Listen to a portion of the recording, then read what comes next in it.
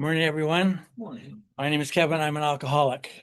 I met our speaker about 5 years or so ago when my wife and I moved to the Bitterroot, and I really enjoyed listening to him share at meetings. He always shared on topic, and he always shared, from real experience and not some theory.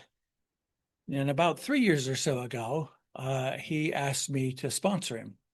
And I said yes, and I'm really glad that I did because it's just been awesome to get to know this guy.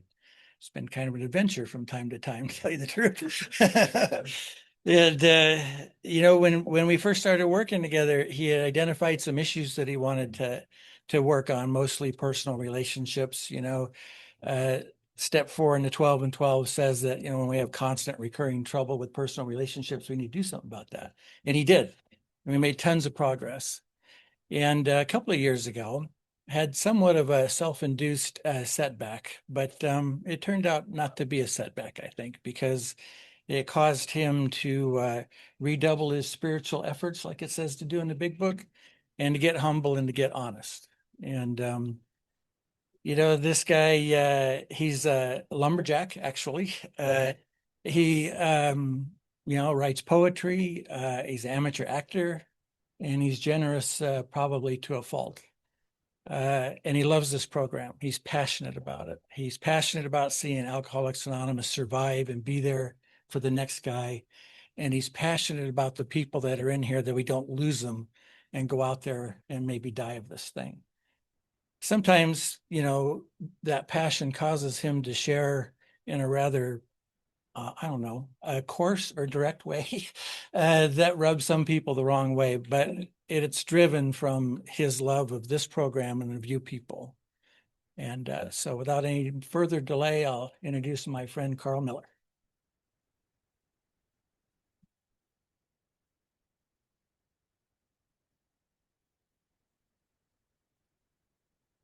Hi, I'm an alcoholic called Carl. And I've been around AA for a while, and people have taglines, and sometimes I use them to keep their memory alive. My friend Jerry Myhead, uh, he's from Louisiana, and I met him at the Lolo group, and he was up here being a campground host. And every time he shared, no matter what the topic was, somehow he'd wiggle in there. Don't take the first drink. It's the first drink that gets you drunk. So I'll honor some of the people with my taglines today. Yeah, I am an alcoholic and an addict, and geez, I mean the list, co-occurring disorders. Ooh, alcoholism touches every fabric, every fiber of my being, man. So that's how I have to treat it. I recently went to meetings in Florida, and they have a kind of a format where you qualify. The chairperson qualifies. So I'll try and qualify, but I really want to stick to what AA has taught me about sharing in a general way what it was like, what happened, what it's like now, right? And I hope to do that by sharing my experience, strength, and recovery. I am not a guy who has a linear timeline. I've had a life of interrupted sobriety. I started, my first drunk was at 11 at a neighborhood party. Woke up with a horrible hangover. About 13 or 14, started sneaking alcohol out of the parents' cabinet, and then filling the bottle back up to the line. And then about 17, my drinking really took off because I left home and moved to Idaho to live with my favorite uncle. And we'd drink Yukon Jack in the morning and Budweiser at noon, and then we'd go to the bar in the evenings. And God, I thought it was a great life. But one day he said, Carl, you want to go to Montana? And I said, why? I'm living the dream here, man. I got a girlfriend. I got a job on a potato farm digging ditches. Man, what could be better? But we came to Montana and visited the grandparents, and I had a set of grandparents in Florence and grandparents in Missoula, and my sister was going to the University of Montana. So I called her to ask if she wanted to come get me. so I could have dinner with her and grandma. And she came and got me. But that dinner, God, it was so long because they're good Christian women, and I was not a good Christian man at the time. So we didn't have much to talk about. Um, so I called back out to my other grandma's house and I said, "Hey, is Mike there?" And she said, "No." And I said, "Well, did he go to the store or something?" And she said, "No, he went back to Idaho. He left a box here for you, though. Are you all right, Carl?"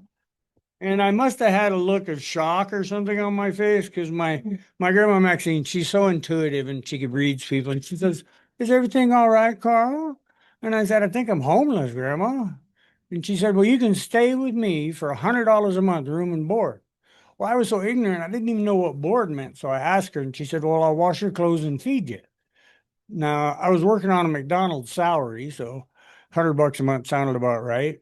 And she said she had three rules if I was going to live with her. And I was homeless, so I said, "Okay, what's the rules?" And she said, "Well, first thing is the $100 a month room and board." And I said, "Okay, we got that." She said, "The second thing is you got to help me in the yard and the garden a couple times a week." And I said, "Okay." And now my mind is starting to click. See, because Grandma said there were only three rules, but so far each rule has two parts. Grandma's slick. And so then I said, "Well, what's the third rule?" And she said, "You got to play cribbage a couple times a week." And I said, "What is cribbage?"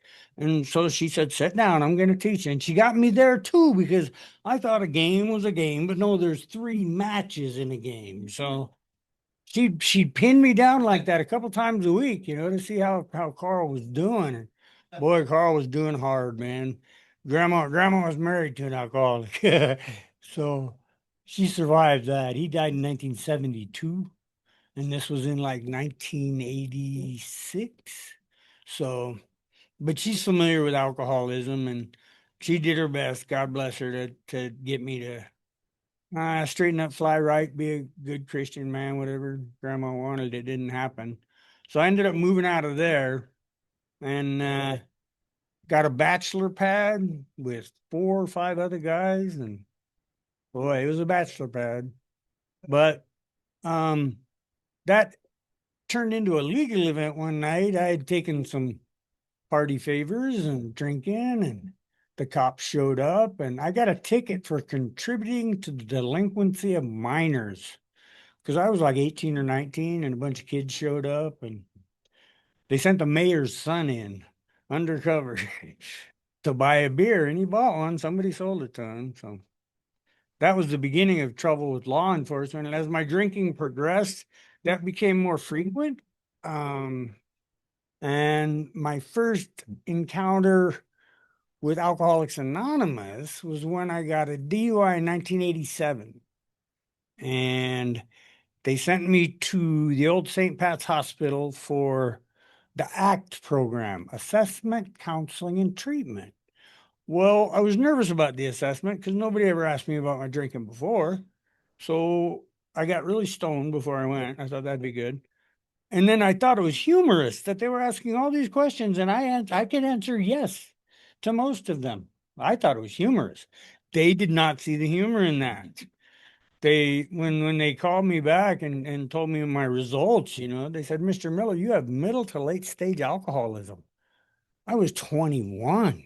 How could that be? I drink just like all my friends. I ain't nothing special. We're just doing the deal. So they said, "Go to AA." And I was like, "Well, I don't know." But I had some streetwise folks on my side, and they said, "Well, you need to go to treatment if you're going to beat that judge. You got to go before him." So I went to Galen State Hospital, and they had the treatment center over here, and then the chow hall, and upstairs was the wet brain unit where they bring people down that just had that blood brain barrier bust, and they're drooling zombies, and God, it's sad. But I got to see that, and think, boy, this could be you. And but I was introduced to Alcoholics Anonymous, and I was there for a month, and I got out and I cried on the bus ride home.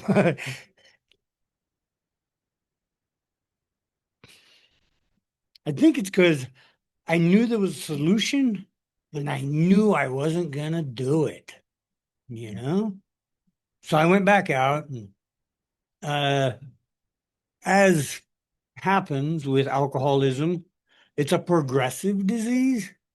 And the way my disease progressed was like a tornado through the lives of my family and friends and lovers and coworkers and everybody. I was just this tornado.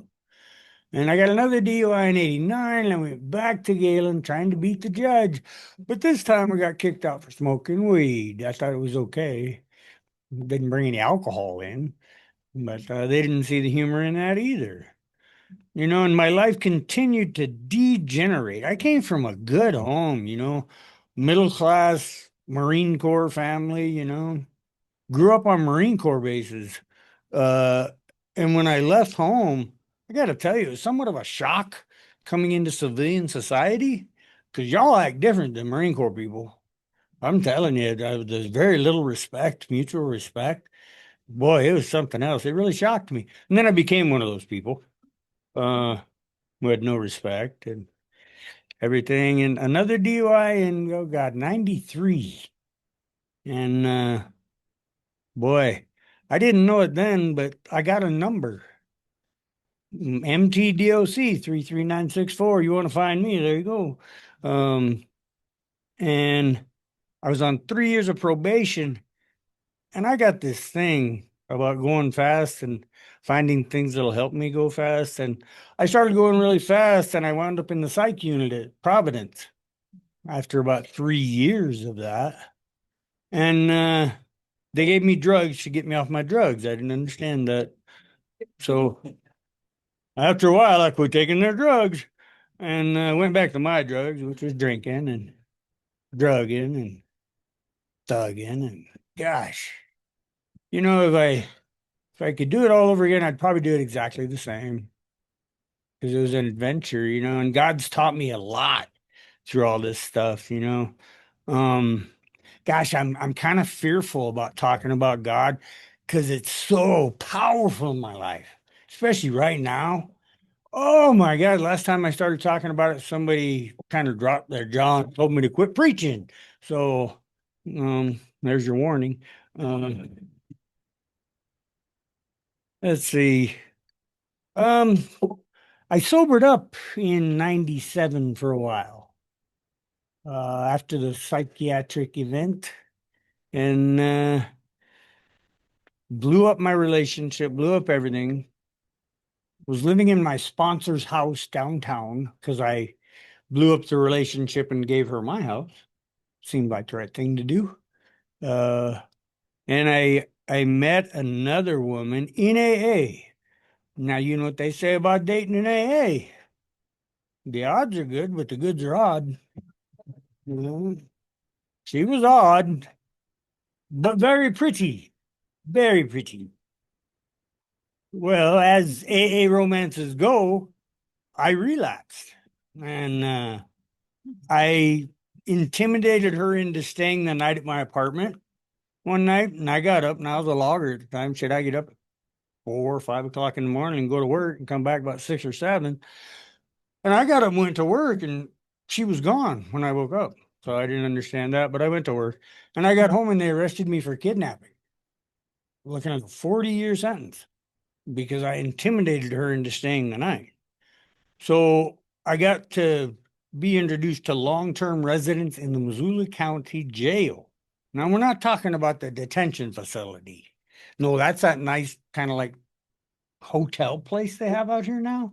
I'm talking about the old Missoula County Jail on top of the courthouse, where it's like they stripped the brig out of a ship and welded it together up there.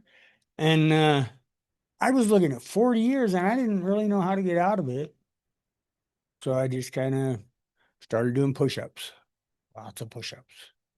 And then she killed herself. Yeah. So they dropped the charges because they didn't have a witness.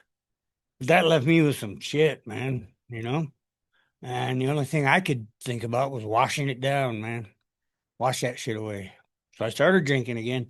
And wouldn't you know it, I got another DUI. because I like to drive when I'm drinking. I'm not very good at it, but I like it. And this time it was a fourth DUI, which in Montana is a felony. So they sentenced me to 13 months in Montana State Prison. Well, at the time, I had some money in the banks and I lied to them when I went in there about the medication. I doubled my dosage of antidepressant and they gave it to me. So, gosh, I felt pretty good about being in prison.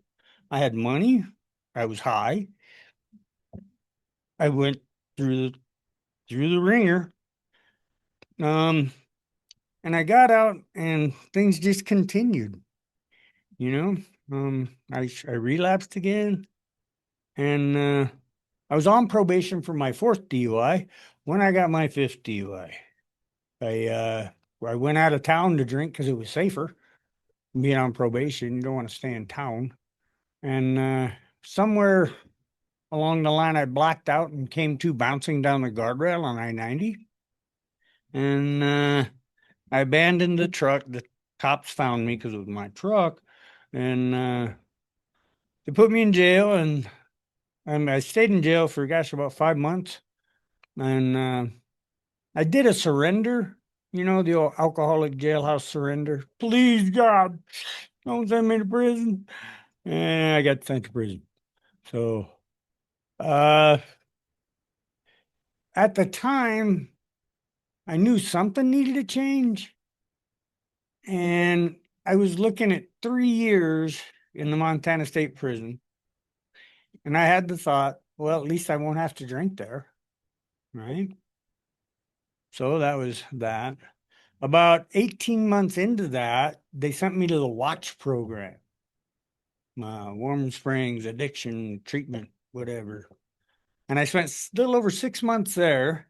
And man, they taught me some good shit. I went through the most thorough fourth and fifth step I've ever done because they gave us a prompt sheet that was 169 questions. And some of those questions had part A, B, and C, right? And I chose Chaplain Wallers to do my fifth step with. He was the retired Montana State Prison chaplain. He'd done that for 30 years, and he assured me there was nothing I could tell him that he hadn't heard already.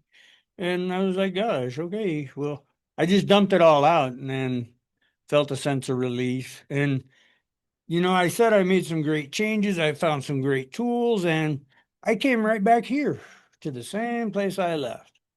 And those people, Kevin talked about relationships. Jesus, did I have trouble with relationships, especially family.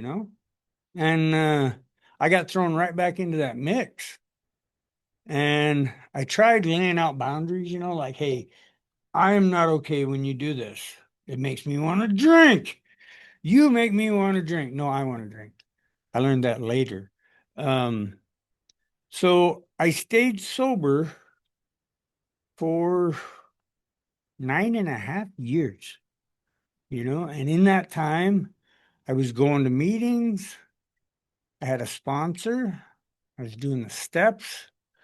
I got married to Dan's ex-girlfriend. Yeah, that's a whole nother story. We don't have time for that. But I after I got divorced, I had a 3-bedroom, 2-bath trailer on a little double lot. And I went over to my friend Kevin's house, and Kevin was one of us in early recovery and trying to do the deal and helped a still suffering alcoholic. And Kevin lived in a studio apartment about half the size of this room, and he had a guy sleeping on his couch. And I was like, dude, you live in a studio. What are you doing? And he said, well, he wants to get sober. So I'm letting him stay on my couch. Well, I went home and thought, Jesus, I'm here in a 3-bedroom, 2-bath trailer by myself. Maybe I ought to try some of that. So I started trying to help people. And I found out that people that need help are really hard to help. Jesus. Especially if they don't want to help, they just want a roof. Roof. Give me a roof. And I learned that, there are people out there who will just take advantage of your kindness and So I learned about maybe kind of filtering people a little bit, like it talks about in working with others. Some people are going to waste my time and I don't have time to waste. So I learned about that. And after about 9 years, I was burnt out, just burnt out, working hard, full time, coming home to two or more guys that needed time, is what they needed. They just needed time. Sometimes it was listening, sometimes it was talking with them. But eventually I fell in love. Oh, in AA again. Yeah. And so I kicked everybody out of the house. I moved her in with her two children, and she was deep in the throes of alcoholism. I was almost 10 years into recovery. I thought I could save her, right? Because I have this thing called white knight syndrome. Watch out for them damsels in distress. It's the thing you do. You help the damsel in distress, right? No, Carl, not like that. Uh, so that didn't turn out good. I came home on the first day she was there and she was drunk, and I asked her why and where and all that, and she lied like we do. And I went out and talked to her kids, and I saw her water bottle, and I hit that thing, and it was vodka. Oh, Jesus Christ! I felt it all the way down. And I went outside and I prayed to my God. I said, God, here we go, man. Hang on tight, because I'm gonna get drunk. I'm taking this girl to the bottom, and then we'll recover. I've been to the bottom before. I can get out. I know how to get out. Go to A. Easy. Right? But you got to hit bottom first, right? So I was gonna just take her down to the gate, and oh, that's what I ended up doing because I relapsed and we were drinking, and I almost killed her one night. She started the fight, and I finished it. You um, yeah. Well, the morning after, I got arrested for attempted murder. She was a cutter. She liked to cut herself. So when they came and talked to her, she told them I did all that cutting. Not good. Um, Not true, also, but not good for Carl. So once again, I'm looking at a whole bunch of time away from society. And I decided to sell everything. Sold my house, property, everything, everything, everything. Paid off all my bills because I was pretty sure I was going to prison for a long time. Gave an attorney $10,000 and said, please keep me out of prison. So 7 months later, after being on the bracelet, because I had to be on the bracelet, and you got to check in and you got to pee, I'm going to AA because they let you go to AA. So I'm coming back to AA. And geez, wouldn't you know it, they dropped the charge to simple assault because they figured that's what it really was, simple assault. But it wasn't. I got off easy. That was grace right there. That was grace. And when they took the bracelet off, I started drinking because I hated myself. God, did I hate myself? That was unforgivable what you have done, sir. Well, men don't do that.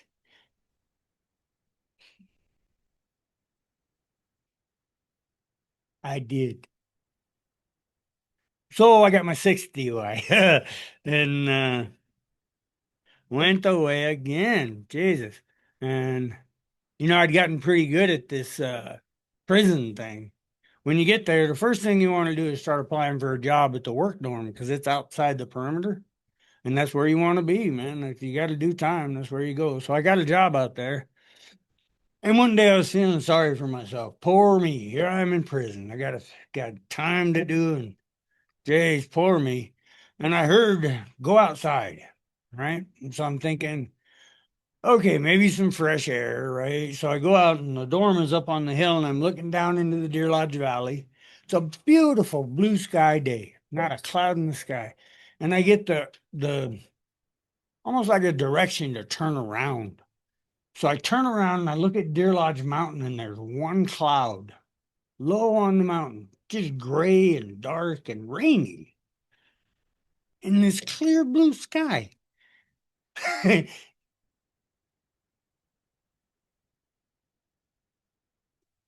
And then I saw a rainbow.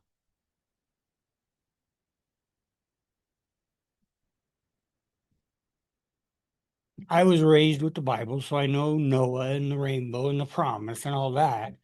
And so I got a little bit of hope. And I also felt, do your time, asshole. I bought my ticket, right? And it's as good as it's going to get for Montana State Prison. So quit your bitching. Do your time. So I did my time and I got out. And wouldn't you know it, I started drinking again. Jeez, I'm such an alcoholic. And I got a job up in Havre doing roofs with my cousin. I went to their Alano Club, and it was a Narcotics Anonymous meeting, and I did not need a Narcotics Anonymous meeting. I needed AA. So I went back to the trailer and started drinking. That ended badly. The guy whose property it was evicted me from the property and called the sheriff. And since I was on probation and drunk, they took me to jail. And I don't remember that. I remember getting cuffed and getting put in the car. And then I came to in a little rubber room again. Oh, that sucks. Little red light in the corner, padded walls and floor, and a hole in the floor to piss in. And I don't know how long they left me in there, but it seemed like I got off a long time. And when they let me out to book me in, I said, "Why'd you leave me in there so long?" So, "Oh, you're too drunk to book in. You got to sober up." So they put me in population and said, "Miller, you're going to revocation." And I thought, well, back to prison. I won't have to drink there. But my wheels started spinning and saying, "Come on, man, really? Come on. You got 9.5 fucking years sober, dude. Can't you do better than this? You really can't you do better than that?" So I surrendered, you know. I uh I made "Thy will be done" my mantra in my mind. Thy will be done, thy will be done, thy will be done, thy will be done is this thing. And it brought me peace, right? Because my God has never abandoned me.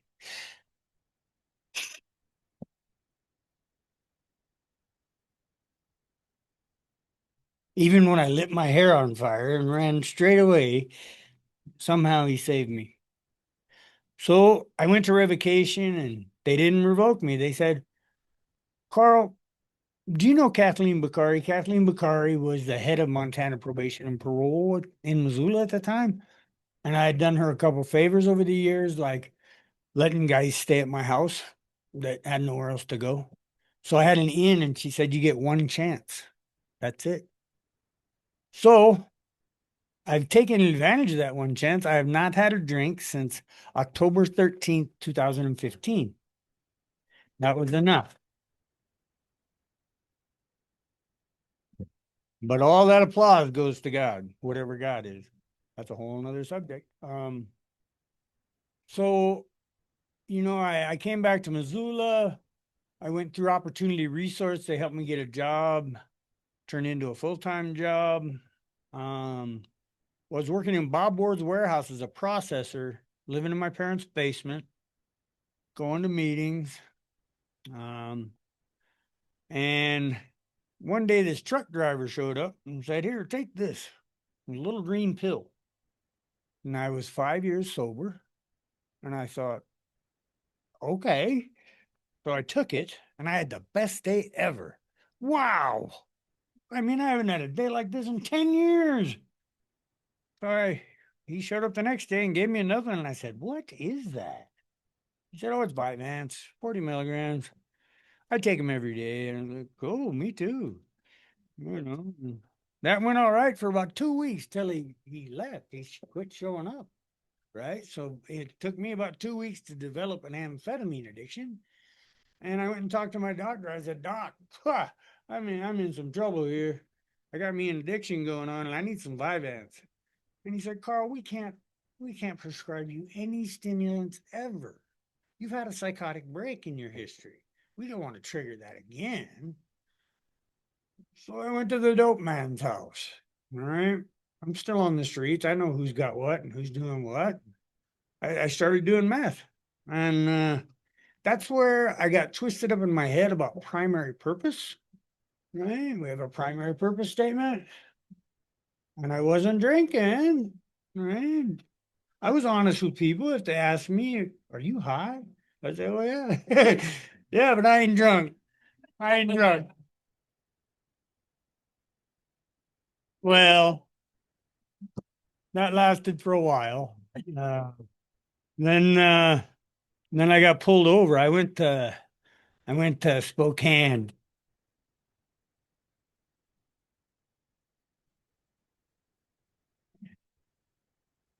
One of the guys I met when I moved to Montana was Roger Dietrich, and we were roommates. And he was one of my best friends, and he died.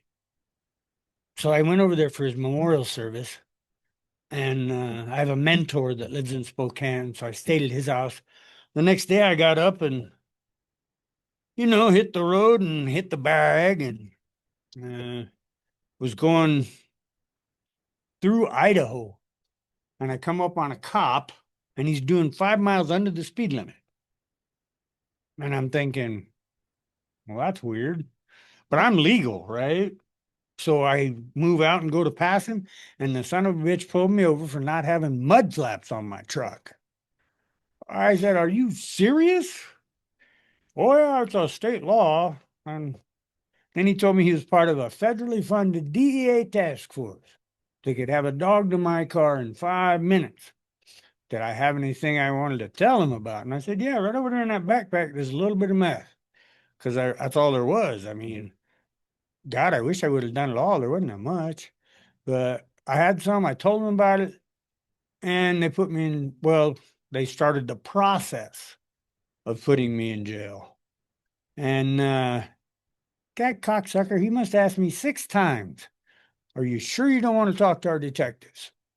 If you'll just talk to our detectives, all this will go away and you won't have to go to jail." And I just kept telling him, "Dude, I don't know nothing. I don't know nobody. I get my shit on the street, man. I can't help you." And the last time I was just over it. I just had enough of his bullshit pestering. And I said, "Look, dude, snitches get stitches and end up in ditches." And he laughed and said, "You're going to jail." So I went to jail. I bonded out. Um, and I called my sponsor. We had a conversation, and I got a new sobriety date of December 5th, 2023. So I have not used drugs or alcohol since then either. And what happened then? God, what happened? I guess I redoubled or retripled my efforts at recovery, because God damn it, I don't want to go back there. I've spent over 18 years of my life on probation. Now I got two for this felony drug possession. That's 20 years on probation. I figure 20 years at anything is a career. So I'm going to retire from being a criminal. There, I've got two retirements. That last one don't pay though. It don't pay for shit. Uh, so I got a sponsor. I work the steps. I go to meetings. I do everything everybody suggests. Well, almost, not some stuff. Some stuff's just not me. And that's what I like. You can take what you want and leave the rest. Take what works. My friend Patricia, she's been sober as long as I've been alive. And she says anyone who does a thorough first step will never drink again. You know, and the rest really is conversation. Now, if you want to talk about getting better, it's a good conversation, because the tools are there. I mean, it's laid out, this process. And I've been through the process and I've received some amazing results. Um, I guess the biggest one is peace, which is uncomfortable at times because I'm a goer, a doer, and I get this peace and I'm like, what the fuck? Why am I at peace? I don't want peace right now. And so I was an independent contractor for a while. And then in January of 2024, I had a lung event where they diagnosed me with COPD and emphysema. And so I had to learn how to work with that. I'm not able to be a logger anymore, by God. And there's some stuff I just couldn't do, but I was still doing. And that the Lord provided me with opportunities to be self-sustaining, right? Um, I lived paycheck to paycheck, but there was always a paycheck because I was willing to do the work and I got some skills. And that went well. Recently, well, before that, before I get to that, there's a building I live in called the Hogan. It's on the corner of Hazel and Sixth, and it's a brand new apartment building.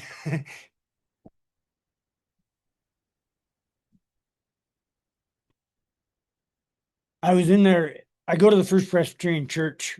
I'm a Presbyterian, and that's they sold the property to this guy Mike, and they dug a big pit, and I'm in there stealing rocks because there's some cool rocks in there.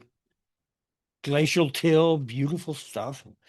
And so I'm in there stealing rocks, and Mike comes by with his family and laughs and yells, "Carl, you're stealing rocks again." And I said, "Mike, they're not for me. They're for one of the church members. What's the chance a guy like me live in a place like this?" And he said, "I don't know. I'll send you an application."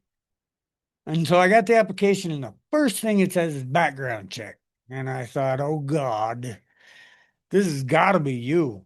This has got to be God. If I'm going to get in there, because you look at me on paper, you don't want to be me. Uh, but so I gave it to God. And then the second thing they said was financial income verification. Okay, at the time, I'm an independent contractor. Money goes in, money goes out. There's always money, but I can't tell you how much. But there will be enough. God always gives me enough. I've always had enough. So I had no fear. So I gave it to God. And what do you know? I got accepted. And I've been there since it opened. God, it's a nice place, man.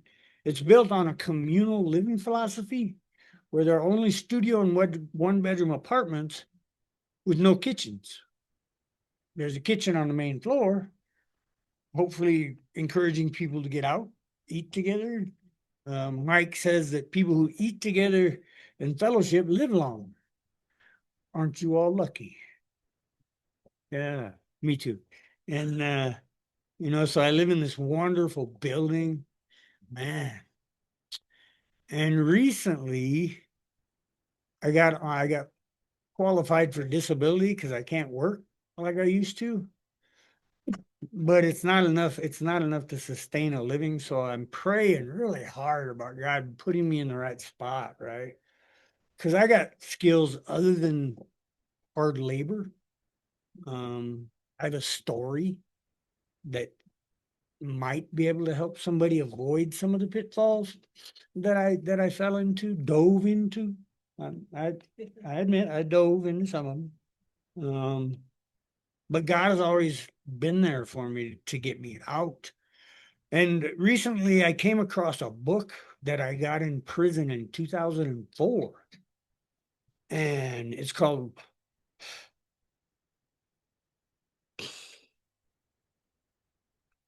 Walking the 12 Steps with Jesus Christ.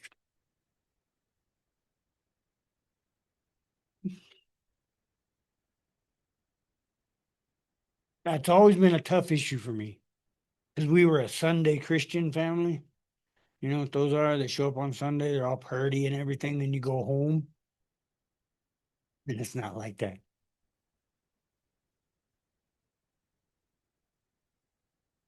But this process, I decided I had time to go through it now. And I'm on step 12. And God, it's so fucking amazing, you know, just with a little different focus on something that is in my core belief root system. It's just been amazing. So much so that I ordered 10 of the books that I'm gonna share, you know. And it's very clear that this other sister brother program is based off Alcoholics Anonymous, right? The 12 steps are in the front. And could be a rumor, but I heard Bill and Bob read Psalms and the book of James before the big book came out, right? So it's in there. Um, grace is really huge in my life, undeserved favor. And when I pause and look back at all the grace I've been showered with from Alcoholics Anonymous, from my church, from my family, I can't help but give that back now, right? Who am I not to give that? Man, it's hard giving it to people who are still all fucked up because I want to take more than you can give. I got a call from a guy this morning. He wanted a ride. I told him I didn't have insurance. He says, "Oh, I'll drive anyway." Yes, he's still drinking. Uh, so let's see, how do I wrap this up? I used to hear people talk about, there's a guy named Hot Dog Mike. Hot Dog Mike always used to say, my life keeps getting better and better and better. And when I don't think it can get any better, it gets better. And I thought, you lying piece of shit. But he wasn't lying from where I'm standing today. I can say that he was right. You know, my God. And I've heard so many good things in here from people who've been exactly where I was, right? And they showed how they made it to the other side, to where the 10th step promises are true. If tempted, we recoil as if from a hot flame. No, shit, no. I've been burned enough, man. And I have a deeper relationship with the spirit of the universe I call God. Um, my life is so good. Gosh, hard to believe it's mine, you know? I still have struggles. I mean, it's not all peaches and cream. I am on disability and my Medicaid got canceled, so I'm not allowed to get sick now. No more getting sick. I had to quit driving. Well, I made a decision to quit driving because even though I was sober, I'm still a piss poor driver. And I've had 3 accidents in the last 3 years. So they wanted $400 a month to insure me. So I decided I can't afford to drive. So that's taking on something new too. I get to slow down. God ever give you a slow down? Like, hey, slow down, man. Well, I got some of that. So I'm slowing down. And I'm seeing more beauty. Now that I've slowed down, man, I get to see so much more beauty. It's you know? Oh, Las Vegas Frank, he's one of my heroes, and I call him occasionally just to talk to him. Old timers are fun to talk to. And he always says, I'm sober by the grace of God and Fellowship of Alcoholics Anonymous. Thank you.